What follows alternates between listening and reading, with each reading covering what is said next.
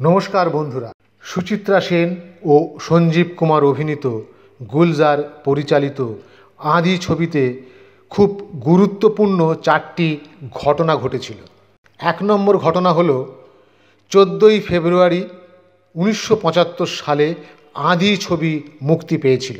আঁধি ছবি 20 সপ্তাহ চলার পর কেন্দ্রীয় সরকার ছবিটিকে ব্যান করে দেয়। তখন কেন্দ্রে ছিল কংগ্রেস সরকার। সেই সময় দেশে এমার্জেন্সি জারি হয়। 1977 সালে নির্বাচন হয়। সেই নির্বাচনে জনতা পার্টি জয়লাভ করে। আঁধি ছবি পুনরায় মুক্তি পায়।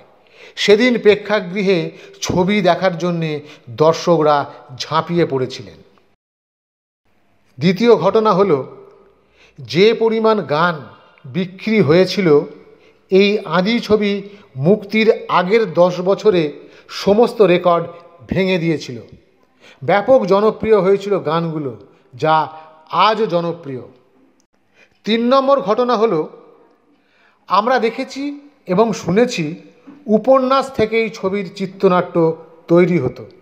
সারা ভারতবর্ষে সেভাবেই চলচ্চিত্র তৈরি হয়েছে।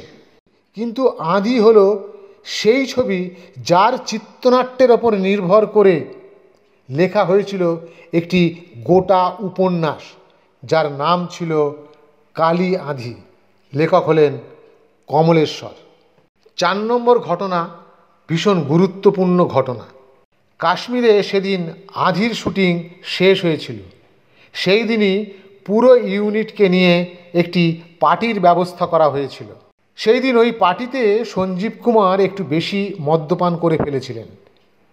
সুচিত্রা সেন যখন রুমে যাবার জন্যে এগোচ্ছিলেন, তখন সঞ্জীব কুমার সুচিত্রার হাত ধরে বলেন, কোথাও যাওয়া যাবে না, এখানেই থাকতে হবে, এখানে সবাই মিলে আমরা আনন্দ করব। রাত হয়েছে। সুচিত্রা প্রচণ্ড রেগে যান।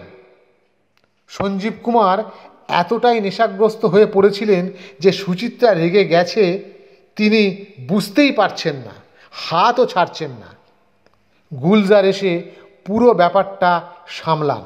হাত ছাড়িয়ে সুচিত্রা সেনকে তার রুমে পৌঁছে দেন।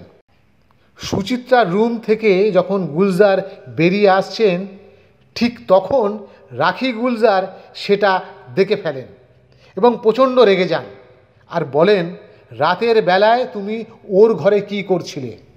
রাখি তো আসল ঘটনাটা জানেন না। গুলজার রাখিকে বোঝানোর চেষ্টা করেন।